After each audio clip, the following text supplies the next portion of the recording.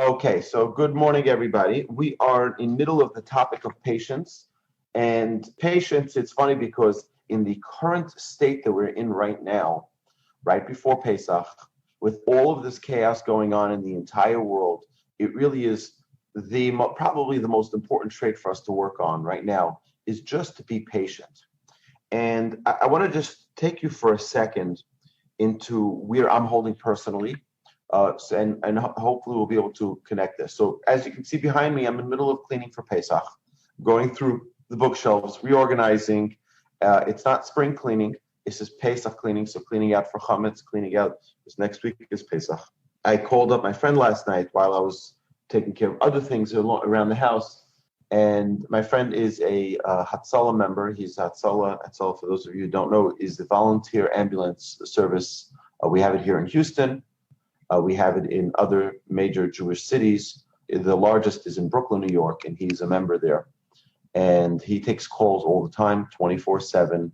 And I called him last night, and he said to me, I can't talk. I really can't talk. I said, is everything okay? He says, everything's okay. He says, but the entire Shabbos, I've been taking calls. And he says, I can't see Jews not being able to breathe like I've seen this Shabbos.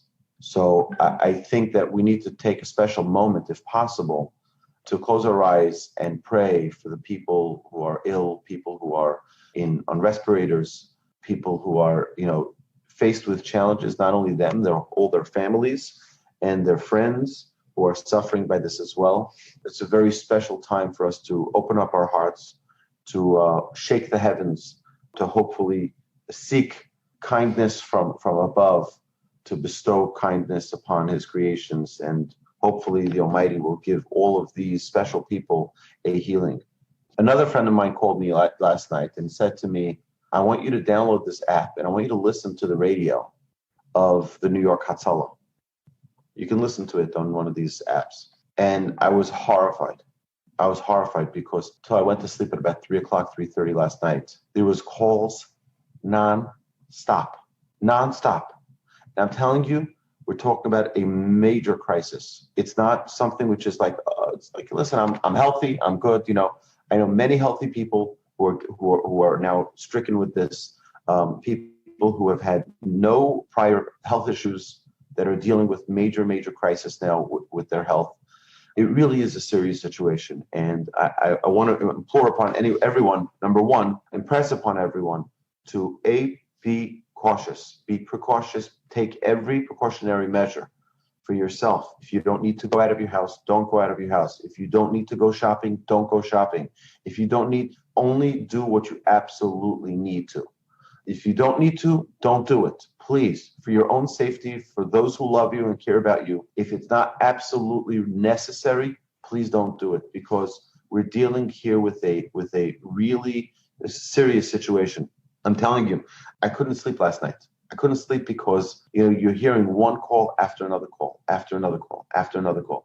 I heard that in New York City EMS service had 179 calls on hold.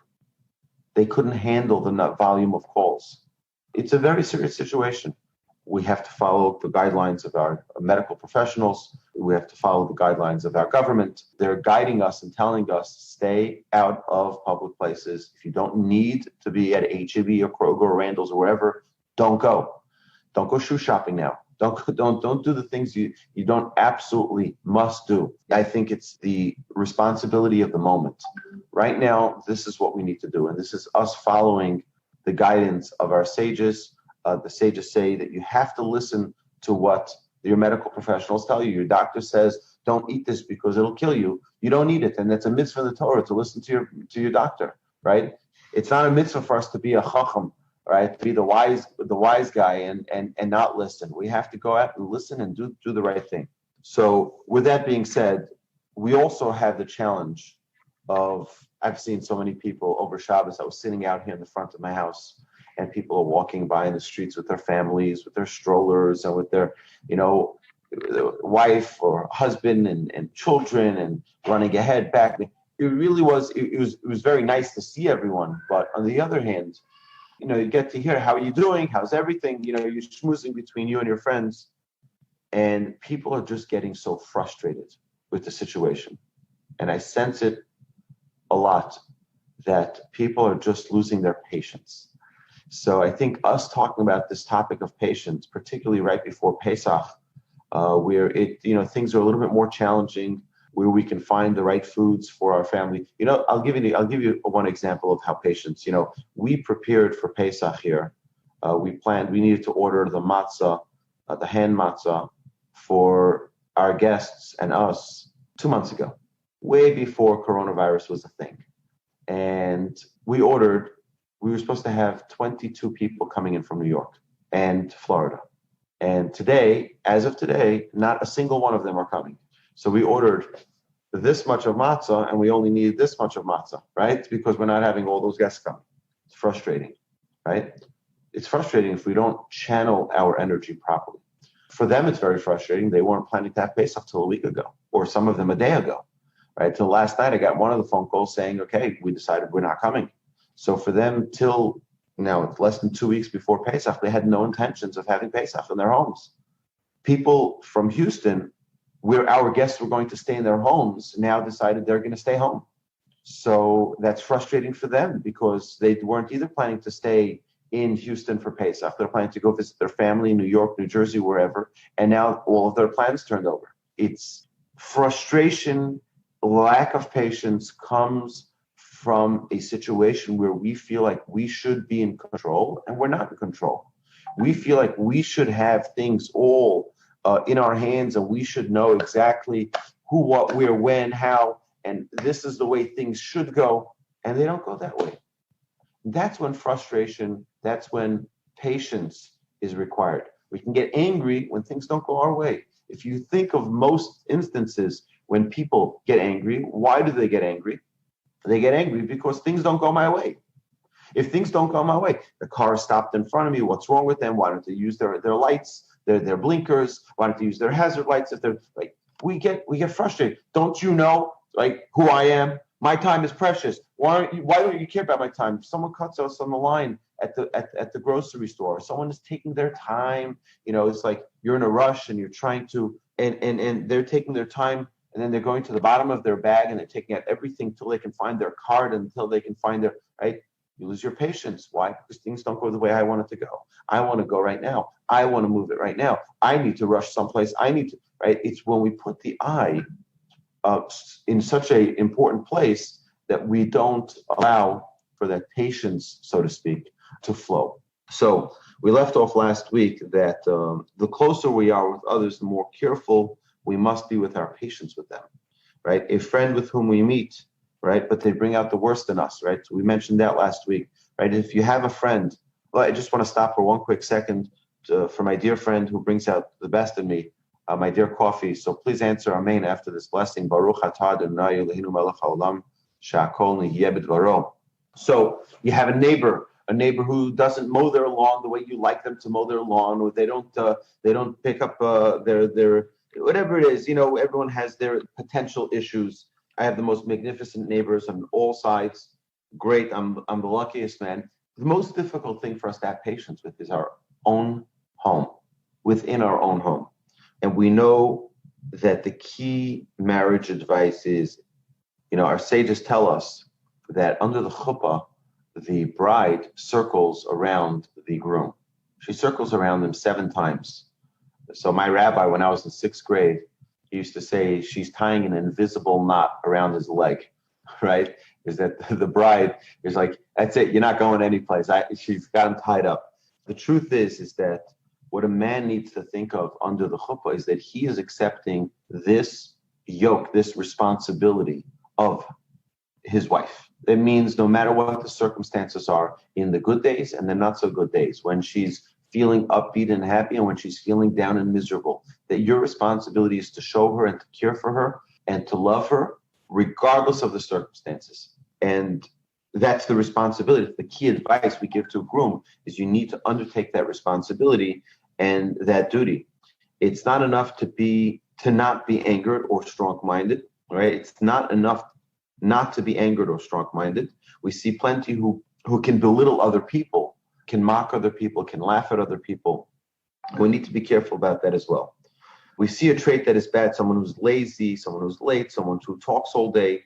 You have to accept the person exactly for who they are. It's not only okay, I won't get angry, but also remember, you're not perfect either. Okay, and that's a very important thing, is that if you find the perfect person, I ask you, please do me a favor, I'd love to meet them.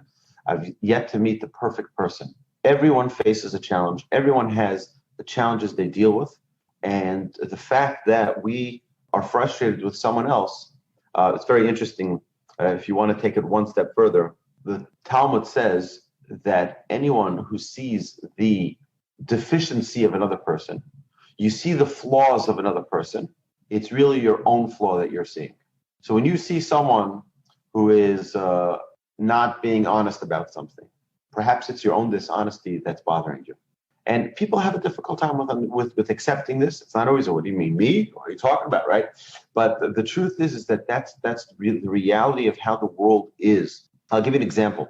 How many times do we see someone do something wrong? It really doesn't bother us.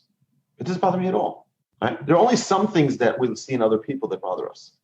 Sometimes we can see something someone else does, which is not the proper thing to do, but it still doesn't bother us, right? Why do certain things trigger us, certain things don't?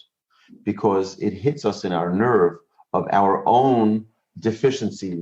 It hits us in an area where we're feeling our own flaw. And that's why it touches that nerve and it like tickles us. It makes us uncomfortable. And we say, oh, 1 second, look at this imperfection that we see in this other person. Now, again, be very careful about not judging other people. And that's the goal here, is to learn to accept the differences, to learn to accept the deficiencies of another person, whatever they may be. Now, we have to also remember that anything worthwhile takes time. There is nothing that is worthwhile acquiring, no trait that's worthwhile acquiring, that just comes to you like that. It takes time to acquire positive traits. It takes time for a person to perfect his traits. And we have to recognize that and appreciate that it doesn't just happen. It doesn't just happen. So education of our children requires endless patience. Any parent will tell you the number one key to raising happy, successful, balanced, normal children is to have patience. We need to have patience. The statement, maybe King David or King Solomon, the ways of the Torah is all pleasantness. And it needs to be pleasant. And everything that Torah leads us to is way of peace, right? We need to be pleasant people if we want to acquire Torah. With punishments, we cannot educate. It's a known, very, very important principle. My grandfather was a world-renowned educator. I used to come to him with many questions. I was a rabbi in a yeshiva, and I dealt with many, many cases of students that were having difficulties. And I asked my grandfather, I said, how do I ensure that I don't face these challenges with my own children? Right? I had a little child then, a few-month-old baby who's now 17, almost 18 years old. Thank God now I'm a father of 7 amazing children. How do I ensure any type of success with our children? My grandfather said, they used to be able to educate kids with strictness, with firmness, with, you can beat your kid, you can hit your kid. Today, you cannot do that anymore. Those principles of education don't work anymore. Today, there's only one way that you can educate children, and that's with love and patience and more patience. I cannot tell you how many times I've had the urge to say something to a child, to my child or to someone, and you just got to bite your lips, bite your tongue, and I'm not going to say a word. You know why? Because it's only my own frustration. It's only my own lack of patience that's causing me to want to say something. I'm going to take it easy, and I'm not going to say something about it. And if later on I can discern that I'm not saying it out of anger, I'm not saying it out of lack of patience, but I'm saying it really because it's the right thing for this person, then I'll say it. Otherwise, I'm keeping my mouth shut. It is such an important principle. We don't educate today with punishments. I'll tell you an amazing story. My grandfather was he was approached by many educators would come to my grandfather to ask them different guidance questions about how to educate their students. My grandfather once said a story. An educator once came to him and asked the following question. He said, I want to know, when can I punish? He just got a new job in his school and he wanted to know, when can he punish? So my grandfather asked, which institution are you referring to? So he told him the institution. He says, who's your boss? Tells him who's his boss. He says, let me think about it. As soon as he left the house, my grandfather calls his boss and says, fire the guy immediately.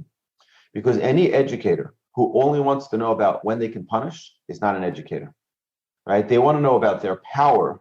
That's not an educator, right? You want to know how to inspire. That's a great question. But how to punish, when you can punish, when you're allowed to punish, that's not education. Only with endless patience can we come to a path of proper education with our children, right? We should work on times that are particularly difficult. And specifically then, we should work on our patience. So for example, when is the most challenging time in a household with little children? Anybody? Mornings, right? Mornings, getting them out to school on time. Everyone has to eat breakfast, preparing all the lunches, getting everything ready, carpool, etc., or bedtime. Bedtime. Those are the two difficult times. That's the exact times that we need to work on our patience. We need to set aside, you know what? Okay, for the next half hour and next hour, I'm going to be completely patient. And I'm going to sit and I'm going to relax and I'm going to be patient with my children and I'm going to be loving and I'm going to be caring and I'm not going to raise my voice and I'm not going to get impatient. And through the work on this trait, I'm sharing this because this is something that I need to work on. It's something that I've been working on for many, many years. You can really transform who you are when you work on this trait of patience. From one end to the other, you'll become a completely different person through your work in this trait. Shopping, okay? For me, shopping is a very big point of struggle. I absolutely hate shopping, okay? I mean, clothing shopping. There's nothing in the world that I hate more than clothing shopping, right? I don't want to go to the store. I don't want to be there. I don't care which shoes. I don't care which shirt or which suit or which tie. I don't care. It doesn't mean any, to me, it's a total waste of my life to go shopping. It doesn't do anything for me. And if I were to go shopping with my wife, I prefer telling her, you know what, sweetheart, take the credit card, shop, do whatever you want. I'll wait in the car. Or to me, it's like, which one? This one or this one? This one or this one? That one or that one? Or that one or this one? It's just like, come on, just pick any. It doesn't make a difference, right? But right. So, but that's not going to help me become a better person to run away from the situation. What's going to help me become a better person is not only to go, but to be interested. My rabbi used to say, you get engaged. When a guy gets engaged, so they start to go pick out linen, and they go pick out drapes, and they go pick out this, and he couldn't care less. Do you like this color, this pattern, this shape, and this, that? He says, don't try to fake it, because women have very strong antennas, and they can tell when you're not interested, right? He says, what's the solution? Go and be interested and make it your business to care, right? And be patient. And it's not going to go your way, but prepare yourself that for the next 5 hours, you're going to be totally selfless and you're going to be there for her because it's important to her. And because it's important to her, you're making it important to yourself. And to just say, you know what, it's not my thing, I'm not going to do it, leave me alone, is running away from a situation and not dealing with, not allowing ourselves the opportunity to work on it. It's a very important trait to work on. And it's not an easy one. I'm telling you, I struggle with this myself, okay? I'm a very calm guy, but there are certain things that just trigger me, like shopping. So what I do is before I go, I prepare myself. And it's like, it takes time to prepare myself. Okay, I'm ready to go now. I'm ready to go and be all selfless and take the time that's necessary to listen and to give advice and to do whatever is necessary and to be calm. And then there gets a certain point where I like, okay, my fuse is now getting to the little minimum. It started like this and I'm just getting lower. I have to declare, okay, I need a little time out now. I need it because it's not worth it to blow it. It's not worth it to blow it. Stay calm, stay patient. Also before Shabbos, like we said the story with Hillel, before Shabbos is a time of great stress in a household. It's a time of great tension. You have a clock that's ticking. You got to get things rolling. You got to get things moving. It's a time where great patience is required. So an important reminder is patience does not mean that we care less about people or that we have a lack of interest of what's going on. Patience is the ability to respond to everything and anything with a calculated and appropriate response, and not a frustrated response. Fine, do whatever you want, right? That's not patience, right? Fine, I just don't want to deal with it. That's not patience, right? Patience means we have a calculated response, a calm, cool, and collective way of approaching and dealing with situations. The Talmud relates how a person needs to be careful not to place fear in his home. Someone who lacks proper patience is going to be angry, is going to be run like their home like a dictatorship. I said this and have rules and this, that. That's not a proper way to run your household. The Talmud says, don't make your home a place where there's fear in the home. When the tone is rash and strong, the people are frightful and suppress their feelings and even lie in order to avoid an explosive reaction. Right? An example. If a father asks his children, who touched my computer? Right? Or who touched my whatever it is, my phone, right? And a child is afraid. Okay, I'm sorry. Like, doesn't want to say anything. She says, not me, right? You're not going to get a healthy household to operate where there is all that anger or lack of patience. Right? A friend asks, did you remember to call so-and-so? We ask our siblings, why didn't you pick up my medicines on your way home? Right? There are all of these situations that come up. We have to know how to deal with these situations, whether we're we feel a certain way and we're expressing it to someone else, or whether or not we are on the receiving end of someone being frustrated. These questions could also be asked in a calmer fashion that will bring about less of a friction and possibly save from a catastrophic response. So we all are in situations in our lives where we could be in control at times of how we respond to things. And we need to be cautious. We need to be careful. We can ask those same questions those three examples, in a way that is less aggressive and in a way that could be calmer and kinder. 99.9% of humanity isn't as honest as you are and don't recognize that they may have such a impression that they give off. So most people are walking around thinking, I'm just perfect and I'm just great and everything is fine. And you have to get over things and you have to stop, not realizing that now the fact that you even identify that this may be something gives you already a tool in your hand that can help change that. The fact that you even know it, I'll give you an example. There are people who have a bad temper.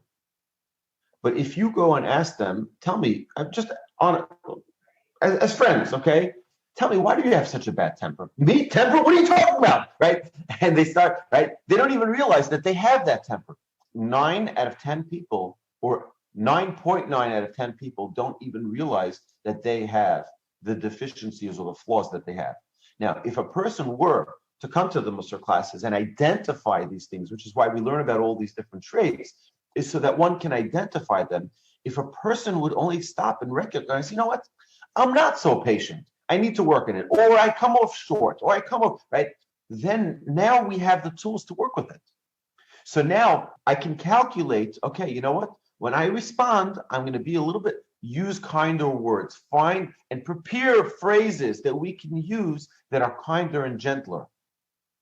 It's a great thing if a person were to have a mentor or someone they can work with. It's very interesting because this brings up a whole new topic, which we're going to get to, of what's called Ha'arat Panim. Ha'arat Panim is countenance, is to show a glow, a shine, a smile to every person we meet, and to greet every person with kindness and in our face. So it's a big topic. It's one that we'll get to. We're going to get to it in a couple of weeks. Hopefully we'll get to that topic. I think it's very important for us to to recognize that the fact that we may have a deficiency in a specific area is not a terrible thing. It means you're human. Okay? It means you're human. That's what it means. Okay? Now, how do we deal with it? God created every single one of us with a multitude of traits. Some are good and some are not so good. And we have to try to identify what those traits are so that we can now take the good ones, make them great, and take the bad ones and make them good, right? And improve them. And that's a very, very healthy state to be in spiritually, to identify what those are. Now, how exactly we'll deal with each trait, there's a way to deal with it, and that's part of the journey here. But write it down in your notebook if that's one of the things that you feel that needs to be identified and to worked on and clarified on. That's a great stage to be at in Musar study. These questions could also every single situation. You know, one of the great skills that they don't teach you in rabbinic school is it's called deflect. Okay, let me give you an example of what it means to deflect. So there was once a conference, a lecture given between two leading rabbis, two very, very prominent rabbis. This is what's told. It's a tale that's told. One of them was more like a scientist, brilliant mind, big philosopher, very intelligent person. Another one is more of a humorous, not a comedian type, but a very entertaining rabbi. So over the course of this whole lecture that they were giving side by side, someone asked a question, and they wanted to know why a hot plate is considered fire on Shabbat. Okay? Why is it considered? Why is it not considered? Et cetera, et cetera. So one rabbi was explaining, so the philosopher rabbi was explaining, well, you have to understand that the way the fire works and the way it goes with the coals and with the this and with the this, giving a whole lengthy explanation. The other rabbi used the art of deflection. And he says, it's not fire, sit on it, right? So if it's not fire, sit on it. Did he answer the question? Didn't answer the question, right? Did not answer the question, but you got the point very quickly. Okay? Now, in every situation that we're in, you can be, and I've had this dozens of times where people have asked me questions, and sometimes not very kind questions. And they ask questions that are there to instigate, to be provocative, right? There are many times that people will ask such type of questions, and you need to have the art of deflection. It's a very important tool to deflect from those questions. They're not looking to ask a question. They don't even have a question that bothers them, right? But they want to just be heard. One. Option two, they want to harass you, right? There are many things that, or they want to make sure that everybody knows that they're smarter than everyone else. And you have all these different types of people, and many, thank God I've been blessed to teach in many, many different congregations with many different types of people over the years, hundreds and hundreds of classes with thousands of different people. And over the past 11 years that we've been doing Shalhevet classes, and now over 19 congregations, almost 20 congregations now, you meet a lot of interesting people. And not everyone's going to like everything you're going to have to say. And not everyone's going to be nice. And not everyone's going to come in a good mood. And that's perfectly fine. What we're working on is I want to be that person who is perfect in patience in every situation. So you learn to accept the differences. You learn to accept what each person is and what they are not, exactly the way they are. And not everyone has to agree with me. And not everyone has to think like me. And not everyone has to talk like me. And not everyone has to pray like me. And not everyone has to observe like me. And not everyone has to vote like me. And not everyone has to think politically like me. And it's perfectly fine. We can still get along with all of humanity with having those differences. I gave this example before, but to me it was an incredible thing of how you could find commonality with every human being. Okay, so I was in England with my wife. We went for one day. We had a stopover on the way to Israel. we were in London. We went around, went to Buckingham Palace, went around different places, and we were heading back to the airport. So we were in the train station in the tube. We met this guy. He comes over to us. You're Jewish? Yes, you're Jewish. He says, "Oh, I love the Jewish people." He was a Russian. He was drunk at the time. It was only 5 o'clock in the afternoon. He was really sticking to us, to me and my wife. He was like not letting go of us. Okay, we get on the train, and he comes on with us, and we get off at the next station. He gets off with us, and we're like, "Uh-oh," right? So the next stop, I see a guy, this burly individual, and he says, "Oh, where are you guys from? You guys look like." So I said, "We're from Texas." He says, "So am I." I said, "Where in Texas are you from?" He says, "I'm from the Woodlands." I said, "The Woodlands? No way." I said, "I'm from Houston." So we became right away like friends, Now, if I met this guy at the rodeo, I probably wouldn't talk to him, right? But because we're both strangers in a foreign land, now we're like landsmen. We're old friends. We're both from Texas. We're both from Houston, right? We know each other. Now, what's interesting is that if you ever go to a Rockets game, or you go to a Texans game, or you go to an Astros game, no, leave the Astros out of this, right? But let's say you go to, right? So my children call it cheaters, the Houston Cheaters. If you were to go to one of those games, what happens is that you suddenly feel like we're all Texans fans, right? We're all rooting for the team, but you realize that most of these people, right, you really have nothing to do with them, but you have the same affinity for the same team, for the same group. Now, why do we even feel that affinity, right? If I'm living in Houston, would I ever go for the team, or for the Denver Broncos? Unless I had something to do with Denver, I most likely wouldn't. I'd go for my team. Why?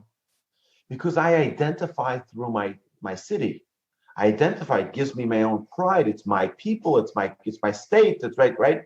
It's very interesting how we identify with things. But now, think of it like this. When we have the Olympics, we go for the USA, right? We go for what we feel is right. But imagine now if if you were stuck in a jungle and you met someone from a different country, and now it's sort of the wild animals versus humanity, you suddenly have an affinity with this human being. We need to realize that if a person is putting things into perspective, it gets much easier, right? If you take the person who's frustrating you, you realize this person, if I was stuck in Ireland and they knew that I was also from Houston, they'd come save me. They'd come help me, right? Suddenly I have a different appreciation for this person. So if we just realign our perspective, it can change everything. Suddenly, there's an affinity for this person. This is the same person who cut the line in front of me in the grocery store. It's okay. Suddenly, right? So again, it's all a matter of perspective. Patience is a branch of humility, okay? And it also brings about peacefulness and tranquility. The Rambam stresses the importance of speaking in a soft tone at all times. Whenever you have the ability, speak in a soft tone. Why? Because we're influenced by the words that we use. We're influenced by the tone that we use. If we use a cool, calm, and collective tone, you know what happens? We are cool, calm, and collective. If we use a harsh tone, we become harsh. We become, forceful, and we become, okay. Okay, so to summarize thus far, step 1, we said, is to accept differences. Step 2 is maintain calm, like before, even after differences surface. Number 3, be patient with ourselves in all our endeavors, and remember that we aren't expected to do more than we are capable of. Number 4 is patience in our home with our spouse and our children, the people we're close with. And number 5, practice speaking softly, even when critiquing or reprimanding someone. You have the ability to help someone else grow. What we need to do is talk calmly and patiently with them. Don't be abrasive and don't be rough and tough. Find a way to speak in a calm and pleasant way. Okay, so we're going to end here with the following. Okay, patience when dealing with public service is going to be the next topic we're going to discuss. As a rabbi, I can tell you that the majority of what people in public service do is not only not recognized, but it's not appreciated by the majority of people. You go out of your way to help people. You go out of your way to support people, to do whatever is required. And the number one trait that's required is maintaining patience and calm, even in exceptionally odd and difficult times. And avoiding anger is really a key. Okay, so there's a lot more to talk about. All right, so we'll continue this next week. It's a whole new area of really focusing. I think that this is a very important piece that we just talked about today, is getting to understand the world that we're living in, the reality of our lives. Each one of us is filled with challenges that will come. I'll tell you a story I remember from probably the past, probably 8 and 9 years ago. In one of the synagogues, we were doing this topic. And the week before we started this topic, a woman said to me, "Oh, Rabbi, what's the topic next week?" So I said, "We're going to be talking about patience." She says, "I'm such a patient person. I don't think I need to work on this trait. I don't think I come." I said, "You know what? Maybe we're going to talk about an aspect of patience that you didn't really know was patience. You might want to participate." Okay, so she came the next week, and she left the following week. All right, she comes to class, and she says, "I need to apologize publicly." She said, "I said arrogantly that I was patient 2 weeks ago, and I didn't realize how impatient I really was, because after coming to the first class on patience," she said, "I realized that as I was pulling out of the driveway of the synagogue, I was honking at the car in front of me, 'Move it already, let's go.' And I'm like, whoa, 1 second. I always do this, and I never realized that that's a lack of patience. I can just take it easy." And many times we don't realize that the things that go on in our lives on a regular basis perhaps are not portraying the greatest level of patience. So if we can look and take a close look at the things that are going on around our days and think of whether or not they are properly in the realm of patience the way they should be. Hashem should bless us all to have success in seeing these things. As someone who myself I identify as someone who's punctually challenged, there is a very different mindset between the people who are punctually challenged and the recipients of that. All right. For example, I like to put into 24 hours, 36 hours of work, right? I just like to cram it all in. And you know what? Sometimes it's going to cost me maybe not leaving early enough because I'm just finishing up that last project and running on to the next project and really, doing so many things. And I sometimes think, my father and I always had this argument whether or not time is flexible or not. I always tell my father, "What do you mean time is flexible?" My father's like, "What are you talking about? Time is not flexible," right? I'm like, "But you can, it's an argument for another time, but I don't see when I'm late that I'm disrespecting other people. But other people may feel that me being late is disrespecting their time." Right? And it's, by the way, I have several books on this because it's a big, big topic, a lot of work that needs to happen on working on being punctual and on time. It's a lot. It's not an easy thing. I've been working on this for years. This has been the top of my list. I've gotten a lot better, but still not close to perfect. It's a big challenge because to me, if I have a meeting at 1 o'clock, so when do I have to leave for that meeting? At 1 o'clock. I have till 1 o'clock to get right. But it takes 5 minutes to get there. And you may have traffic along the way. So maybe you should leave at 1:45. But that's not the way my brain works. So I have to retrain my brain to work that I need to leave at that extra time. It's not that I disrespect other people's time. It's that I'm not properly calculating the time I will need. I'm like, what's the big deal? It takes a minute. No, but it doesn't take a minute. It takes 7 minutes to get there. So you understand that it's not that they disrespect you at all. It's that the way in which they calculate time, like myself, is very different. It's not any disrespect. And I every Rosh Hashanah, I try to ask forgiveness from all of my students for all the times they may have been late, because it's not out of lack of respect. Now, again, I try to make my schedule in a way that even if I'm late, I'm on time, right? So I try to arrange meetings. For example, if someone tells me they want to meet me, I'll say, you know what, meet me right before class. And that way, I'll meet right before class. I'm already there, and then it's much easier for me to be on time, et cetera, et cetera. So that's why I try to arrange my day, knowing my deficiency, so that I can improve that. But on the recipient side, when someone is the recipient of someone being late, and I've been the recipient of that many times myself as well. Even though I'm punctually challenged, I still have had people who are more punctually challenged than me. And for me, I use it as a great opportunity to get things done, to always have something extra to work on. So I always have another project, another something ready in the pipeline, so that if I'm stuck and I'm waiting for someone, I won't be sitting bored looking at Wheel of Fortune on the television screen in front of me, but rather get things productively done.